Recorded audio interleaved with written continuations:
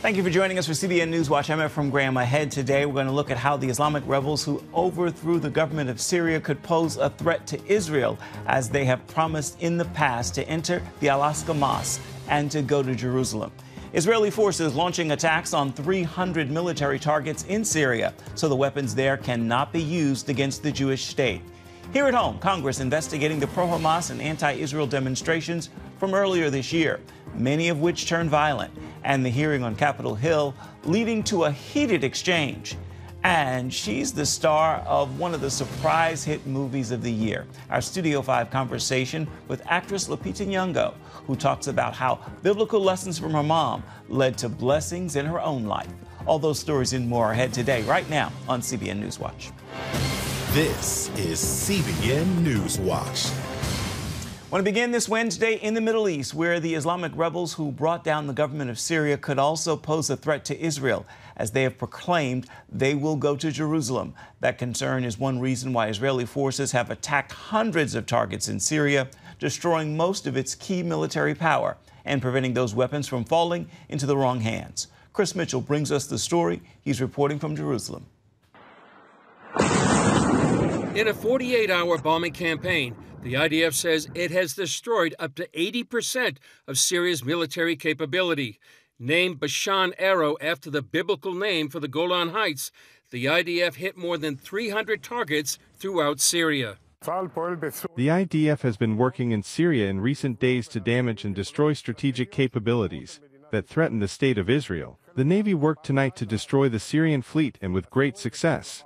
Prime Minister Benjamin Netanyahu authorized the strikes to keep Syria's military assets from Israel's new jihadist neighbors, and he sent them a warning. We want relations with the new regime in Syria, but if this regime allows Iran to reestablish itself in Syria, or allows the transfer of Iranian weapons or any other weapons to Hezbollah, or attacks us, we will respond forcefully and we will exact a heavy price from it. What happened to the previous regime will also happen to this regime. Inside Syria, the former government of Bashar Assad says it will transfer power to Syria's new leader, who pledged no new war. The regime is now gone, thanks to God, and the country is moving towards development and reconstruction. It's going towards stability. People are exhausted from war, so the country isn't ready for another, and it's not going to get into another one. But the Middle East Media Research Institute released this video of HTS fighters pledging Damascus is simply a stepping stone. Just like that, Allah willing, we will enter the Al-Aqsa Mosque, the Prophet's Mosque, and the Kaaba. We will enter these, Allah willing. It's a goal HTS leader Mohammed al-golani shared in this 2018 video. Allah willing, we will reach not only Damascus, Jerusalem awaits us as well. Charmaine Heading, founder of the Shai Fund, currently helping Christians inside Syria, says it's important to know the history of these new powers in Syria. We're watching these two groups that have taken over Syria, the HTS, which is run by al-golani, who's formerly part of Jabhat al-Nusra, which is al-Qaeda, and the SNA, which is a coalition of forces but has a lot of ISIS veterans in them. And both of these groups are somehow funded by Turkey and have both got major human rights records. It's why Heading and many human rights groups are deeply concerned for the future of Christians and other minority groups inside Syria. And Chris Mitchell joins us now to continue our coverage. So, Chris, how seriously is the government of Israel taking this Islamic rebel threat to enter the Al-Aqsa Mosque on the Temple Mount and to go into Jerusalem? Well, they know here in the government that the ultimate goal for many of these jihadist groups is Jerusalem. Damascus is just one stop on their way. Jerusalem and the Al-Aqsa Mosque, which is on the Temple Mount, is really the prize. That's where many jihadist groups agree, that they want to come here. They want to establish an Islamic caliphate, and that's actually one of Turkish President Erdogan's ambitions. This was once part of the Ottoman Empire. It was part of Muslim lands. They want to reclaim it, and as he said one time, it's our city.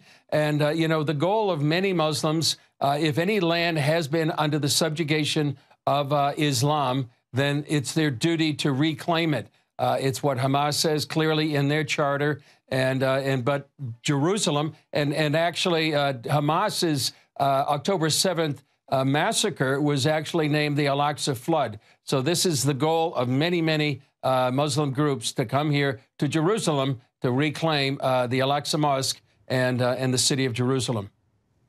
Chris, is Israel concerned jihadists could be in charge of the next government of Syria?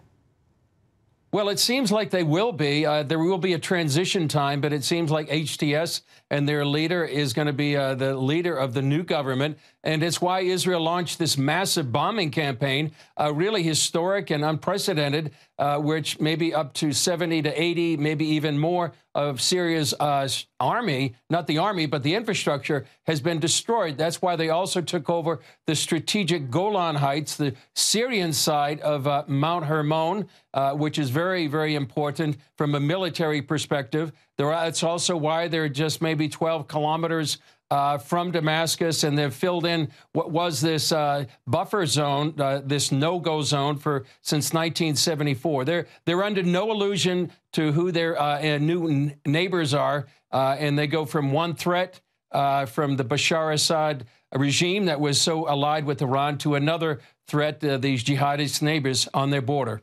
Israel has another potential worry as well, that Iran could have a foothold in Syria. How much of a problem would that be for Israel and the rest of the Middle East?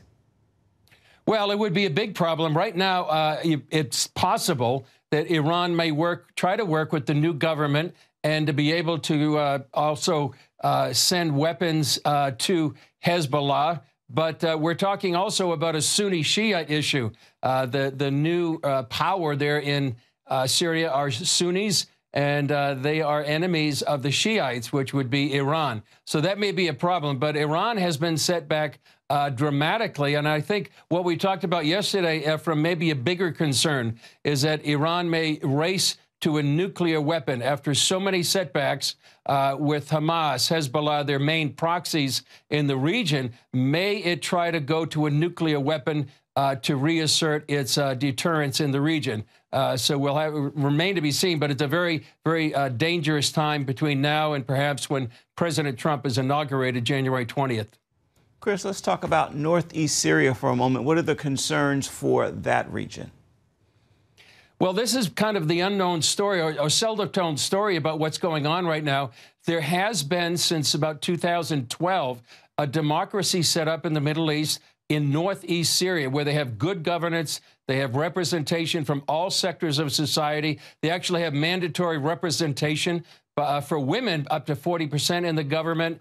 And so this is a place of Kurds, Druze, Arabs, and Christians all working together. And Turkey really has its sights set on taking it over. And they're using their proxy group called the Syrian National Army. It's really kind of a misnomer because it's really backed by Turkey.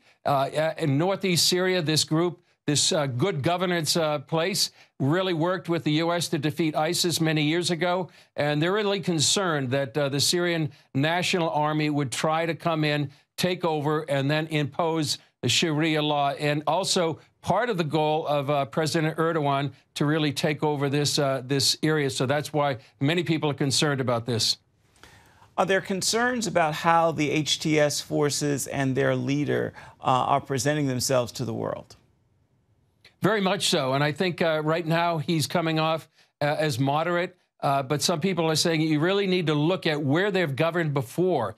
You can look at a place called Idlib, which is in northwest Syria. Back then, when they took over several years ago, they imposed Sharia law. And so while they may appear to themselves and want to present themselves as moderate, people need to say they look at what we've governed. The number of Christians have dropped dramatically, and human rights abuses in that period. So it's a very important time to see exactly what the history is. Indeed. Our CBN News Middle East Bureau Chief Chris Mitchell, thank you always for your insights. Stay safe, and know we continue to pray for you and our team there on the ground in Israel. Coming up, Congress investigating the violent pro-Hamas and anti-Israel demonstrations here in the United States this year, including in the nation's capital, and the hearing also leading to a heated exchange. We're going to have that story for you when we come back. You're watching CBN NewsWatch.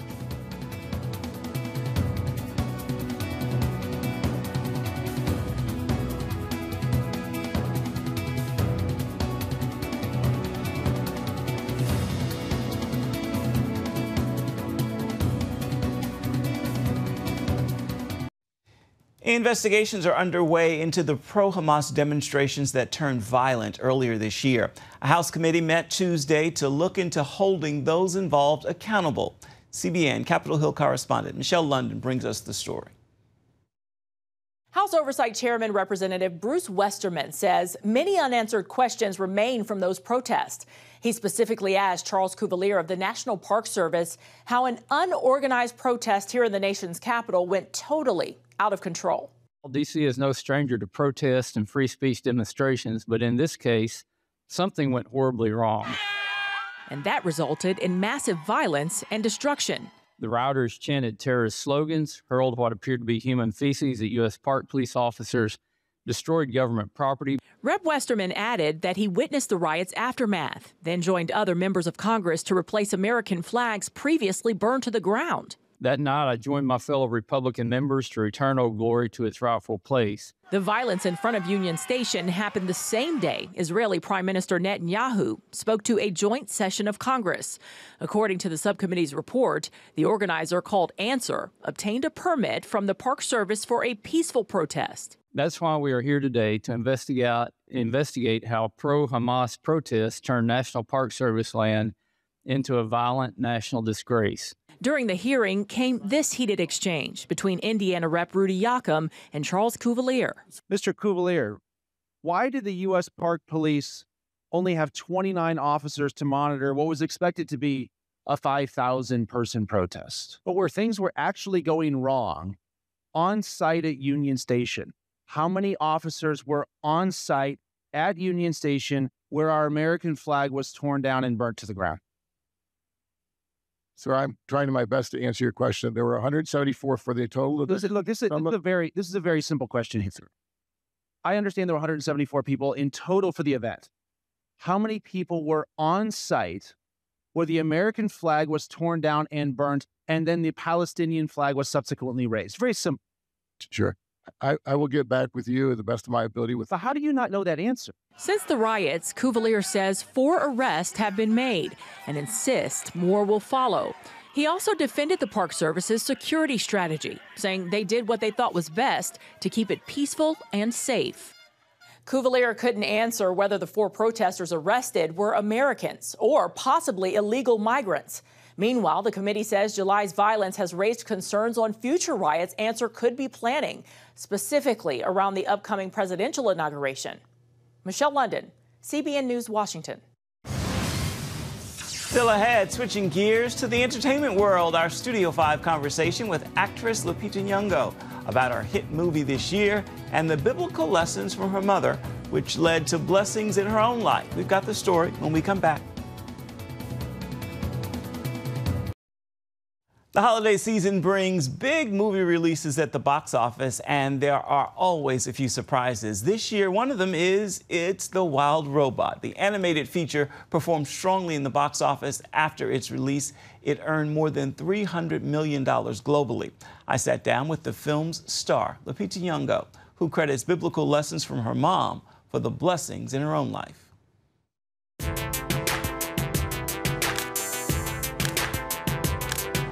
It's lights, camera, action on Hollywood red carpets, and actress Lupita Nyong'o is a fashion favorite, wowing fans since her breakout role in the 2013 film 12 Years a Slave. I went to Master Shaw's plantation. You admit it? Yes, really.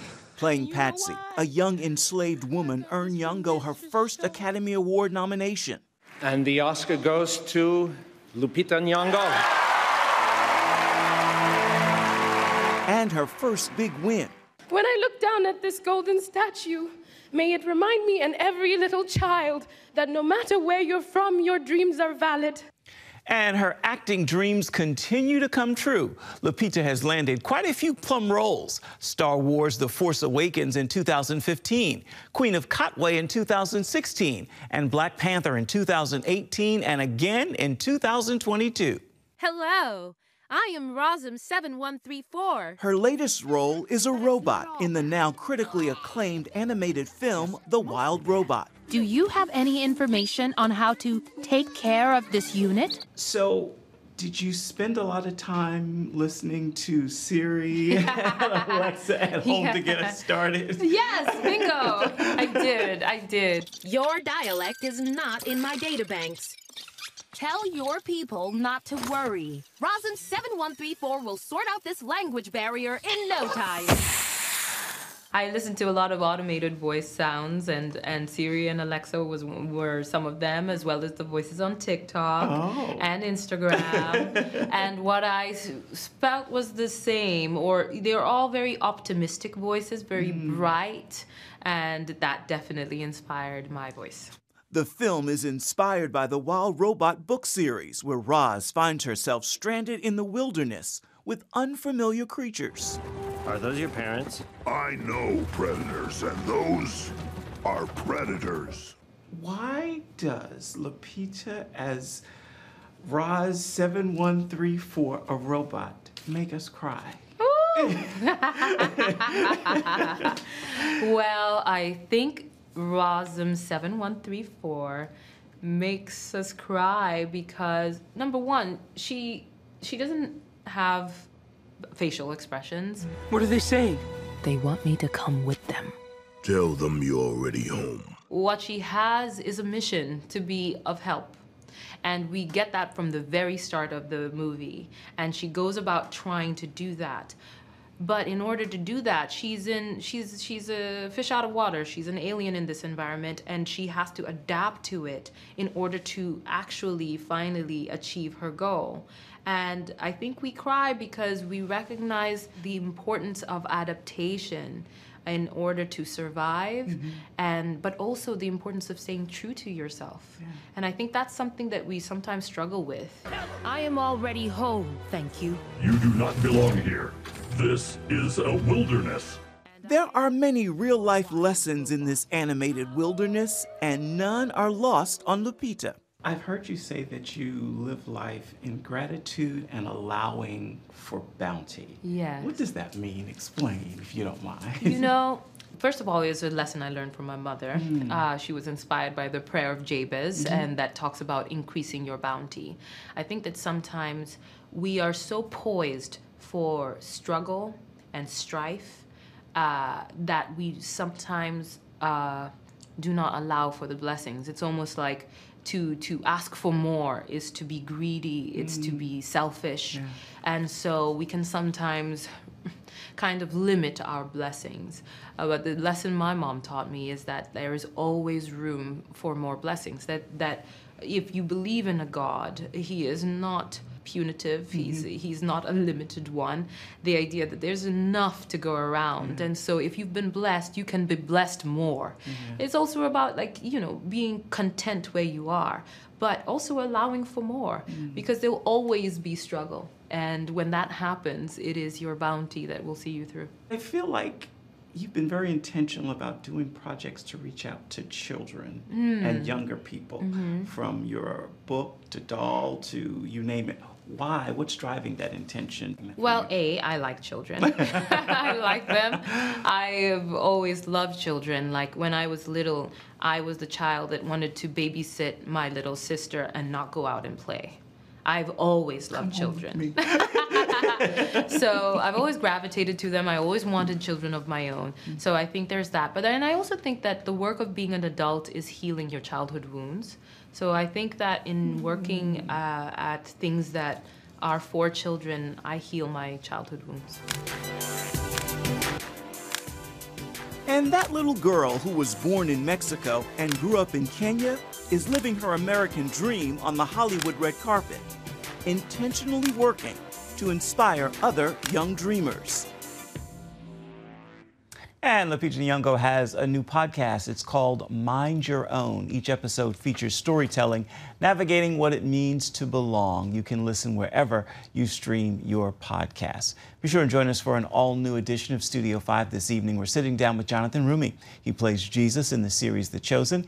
He's talking about the new storyline for the upcoming season. You can catch that new episode of Studio 5 on the CBN News channel. It begins at 8 Eastern. You can also watch it on the CBN News app or watch it on YouTube.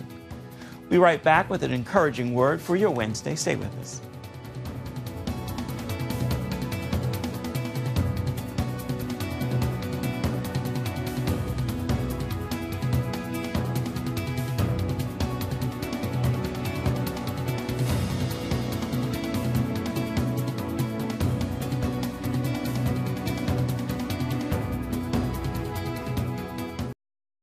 Welcome back to CBN News Watch. Time now for your Wednesday word, and today's word is creative. Know this, God is the ultimate creator. Take a moment and pay close attention to his creation. You'll see him in everything. And then take a good long look in the mirror. You'll see him there too. You are his creation, a masterpiece. You are fearfully and wonderfully made. Again, you are a masterpiece at the hand of the great creator. That will do it for this edition of CBN News Watch. Remember, you can always find more of our news programs on the CBN News channel. You can find them there at any time as well as online. That address is cbnnews.com. We'd love to know what you think about the stories you've seen here today. The email address is newswatch@cbn.com. We'll see you tomorrow.